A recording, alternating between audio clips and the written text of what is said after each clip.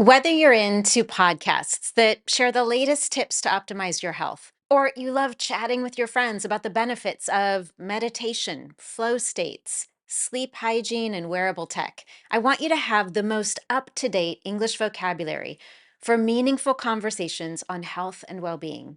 I also want you to better understand the conversations happening around you, whether it's podcasts, viral videos, groundbreaking research, news interviews, or even suggestions from friends and family. In this lesson, we're going to dive into a variety of hot topics such as complementary and alternative medicine, mental health, technology, aging, and diet. So grab your English vocabulary notebook and let's get started.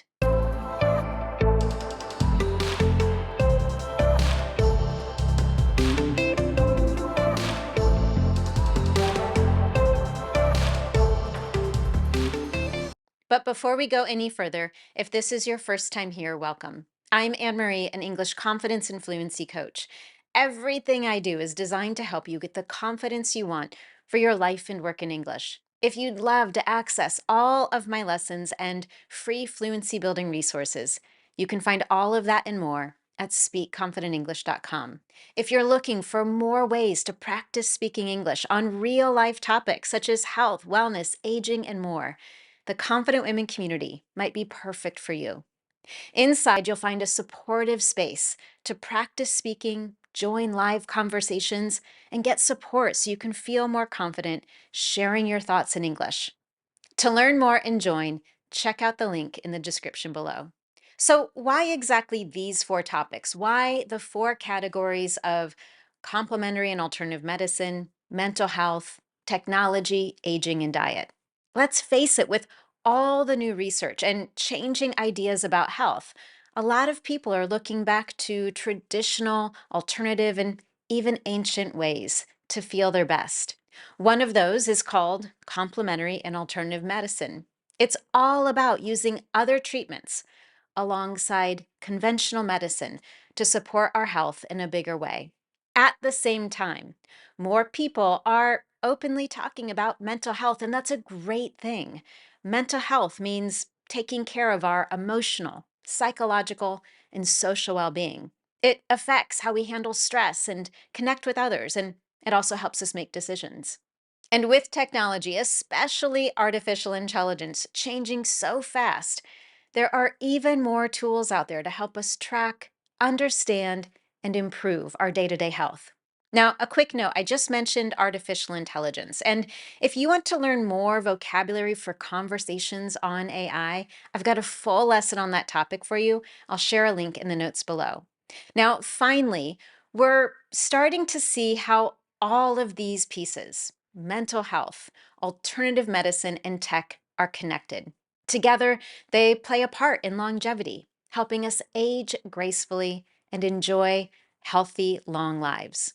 So, with all of that in mind, let's get into our first hot topic with vocabulary related to complementary and alternative medicine. When it comes to this topic, you're likely to hear these key terms: conventional medicine, functional medicine, integrative medicine, and Ayurvedic medicine.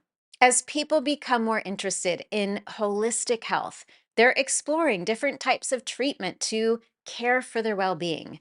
Let's pause here for a moment and revisit that term, holistic health. It means considering the whole person, not just the symptoms. It focuses on physical, emotional, and mental health all in one. Treatments that incorporate this holistic approach are often called complementary and alternative medicine. So, what's the difference between all these terms? First, conventional medicine. You might also know this as Western medicine. It focuses on finding and treating health issues by looking at symptoms. If you've got a problem, the goal is to manage it or get rid of it, often with medicine or surgery. For example, if you've got a headache, conventional medicine might suggest taking a painkiller. And now, the second term on this list, functional medicine. This is a bit like conventional medicine, but it goes deeper to find out the why behind the illness. It's about getting long term results and better health through a personal plan. Treatments often include lifestyle changes, vitamins, or other therapies. For example, if you have headaches often, functional medicine might look at your diet or stress levels to find out what's causing them. The third in this category, integrative medicine, which also looks at the whole person from family to lifestyle. It combines regular medicine with other practices to heal the mind, body, and spirit. This might include yoga, meditation, nutrition, or acupuncture. For example, with back pain, integrative medicine might use both physical therapy and acupuncture. And the last one in this category, Ayurvedic medicine. This is an ancient form of medicine from India that focuses on balance in all forms of life. It uses natural methods, including diet, lifestyle changes, and herbal treatments to help you feel balanced and well. So, if you're feeling stressed, Ayurvedic treatment might recommend breathing exercises, herbal teas, and a few lifestyle tweaks. Before we transition to our next hot topic, I have a question for you that I want you to think about and maybe try using some of this vocabulary in your response. Have you or someone you know used alternative medicine? And what were the experiences like? And now let's transition to talk about mental health, a topic just as important as physical health. Research shows that mental health affects us deeply. It affects our emotions, our relationships, our day to day lives. And the good news, more people are talking openly about it, breaking down the stigma that once made these conversations difficult. That word stigma means negative and unfair beliefs people have about something, which can often lead to feelings of shame. Today, people are using words like boundaries and triggers more often in everyday conversations. These terms help us talk about mental health, relationships, and family or work dynamics. In fact, as mental health becomes less of a taboo subject, we're seeing more pop psychology and therapy language all around us. What exactly is pop psychology? It's easy to understand advice and ideas about behavior that can help people improve their lives. So, some common words you might hear in mental health conversations include number one, attachment style. This describes how people behave in relationships, like how close they want to be and how they want to react to relationship problems. For example, some people have an anxious attachment style, which means they worry about their partner leaving them. The second in this category, boundaries. These are personal rules or limits we set in our relationships, defining what is acceptable. For example, setting boundaries at work might mean not answering emails after traditional work hours. This word, boundaries, has definitely become a buzzword, especially in Gen Z, but they've been around before social media. Boundaries are all about building healthy relationships at home and at work. Number three is emotional intelligence or EQ. This is the skill of understanding and managing your emotions and understanding others' emotions too.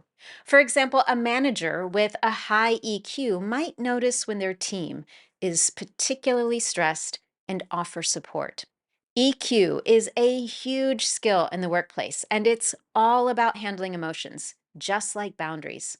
If you want to learn more about how to increase your emotional intelligence skills and how to talk about it more effectively, I've got a whole lesson on this topic, and once again, I'll share a link to that lesson in the notes below. Number four is emotional labor.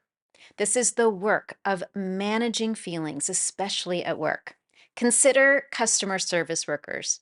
They do quite a bit of emotional labor when they stay calm and friendly, even with challenging customers. Next in this category is inner child. This is the part of you that connects to your childhood memories and feelings, both good and bad. A therapist, for example, might help someone explore their inner child to understand fears or behaviors from the past. This term has also become popular on social media, often used to talk about childhood and how it affects us now. Number six, trauma. This is deep emotional pain caused by a very upsetting circumstance. Someone may experience trauma after a serious accident or the loss of a loved one. Conversations on mental health often touch on trauma, which can be emotional, physical, and psychological. Number seven is trigger. This is something that causes someone to feel upset or afraid because it reminds them of a past trauma. For example, a smell or a sound might trigger memories of a difficult event. And since trauma can be so intense and severe, triggers come up when discussing how we manage painful memories. Once again, I have a reflection question for you. This is an ideal opportunity to use some of this vocabulary, either in a writing practice or in a speaking practice. For example, if you've developed a speaking journal habit. So here's my question. How do you think mental health connects to physical health? Can you think of any examples? Okay, let's move on to hot topic number three, health and technology.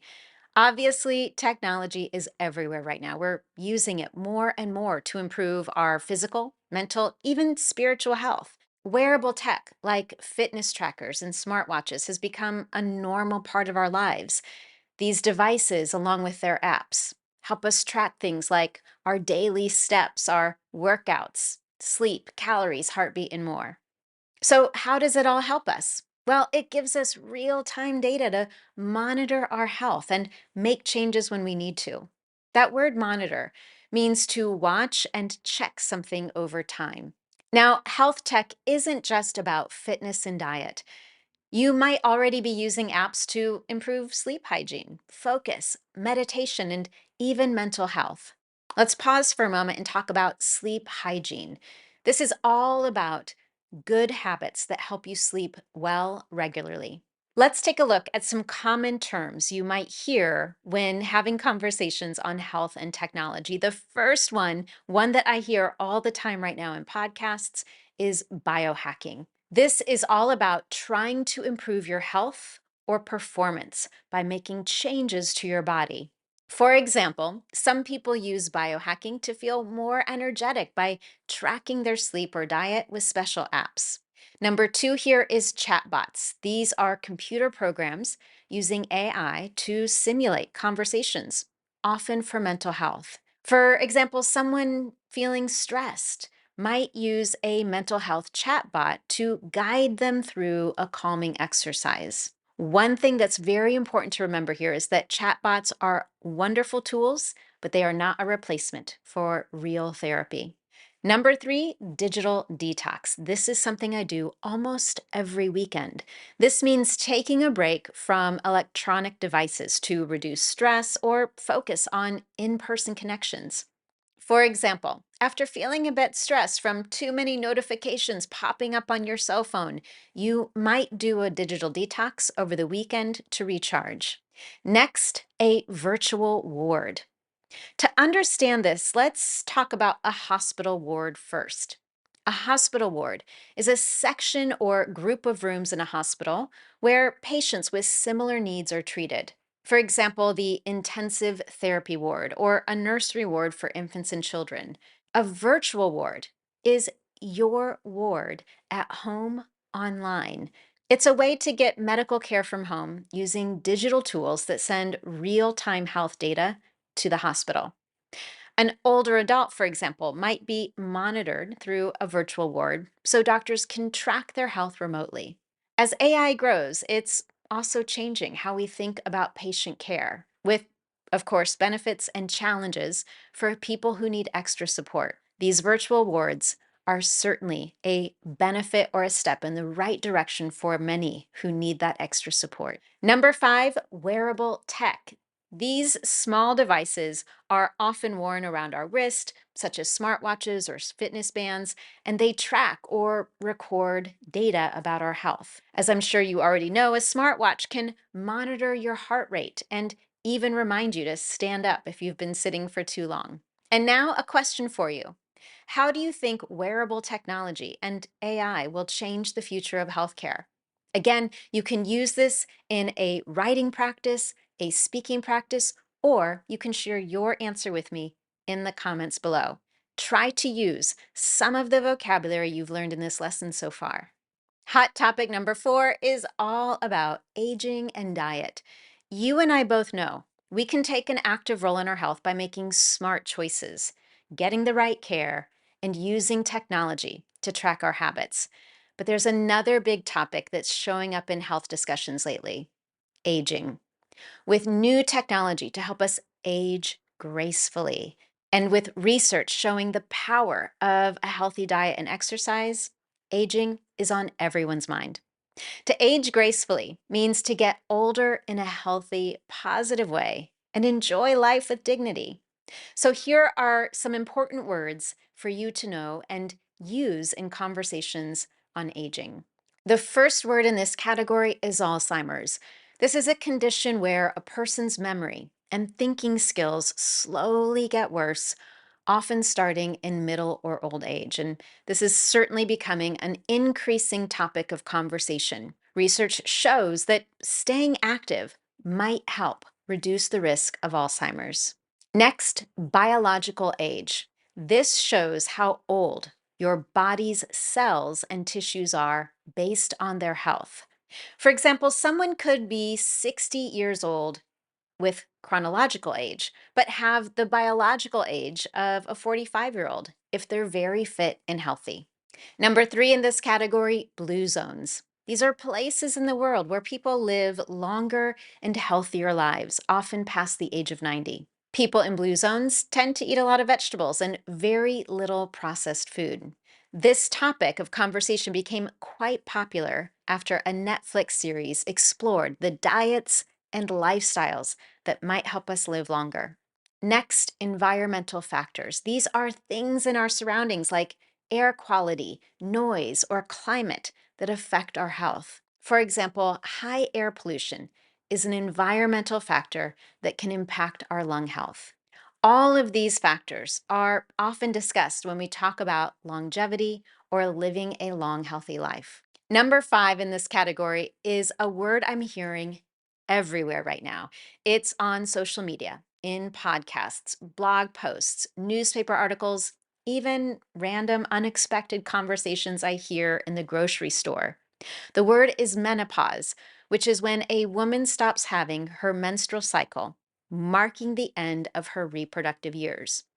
There are a variety of symptoms, such as hot flashes, that women may experience during menopause. Next, reproductive health. This is the full physical, mental, and social well being related to the reproductive system. Access to good information and care is absolutely important for reproductive health.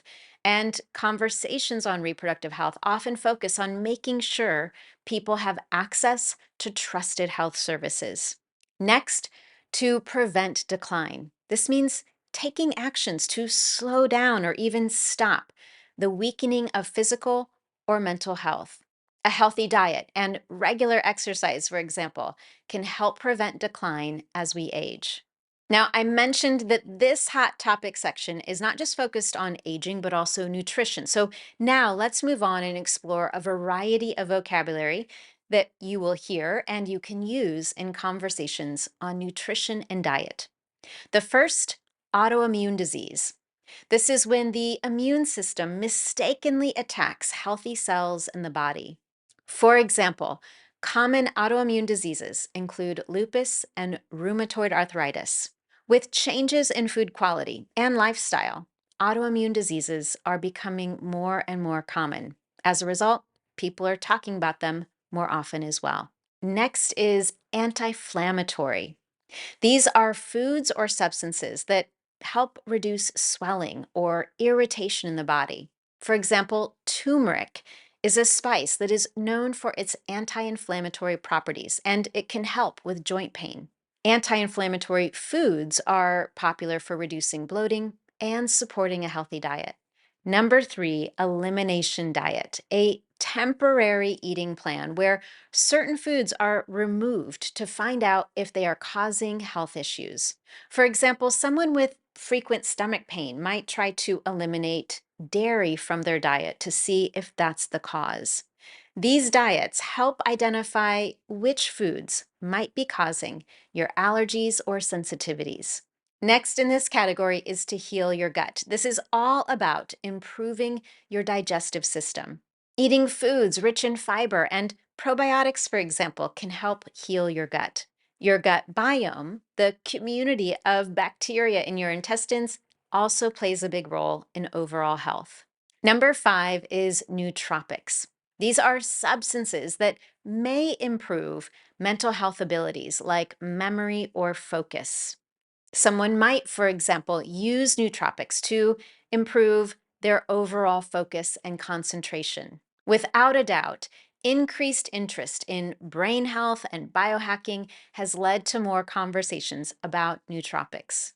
Next is probiotics and prebiotics. Probiotics are foods or supplements with live bacteria to improve the balance of good bacteria in your digestive system. And prebiotics are foods usually high in fiber, which feed these beneficial bacteria. For example, yogurt is a common probiotic, while bananas are rich in prebiotics. And now, another reflection question. What role do you think gut health plays in overall well being? You now have a very thorough list of vocabulary that will help you express your ideas and opinions on a variety of health related topics. If you want to know how to best remember this vocabulary so that it's easy for you to use in conversations, I recommend that you do one thing. Hop over to my Speak Confident English website where I have a lesson on how to increase your speaking vocabulary. Also, if you found this lesson helpful to you, let me know by giving me a thumbs up. And be sure to subscribe so you never miss one of my Confident English lessons. Thank you so much for joining me, and I look forward to seeing you next time.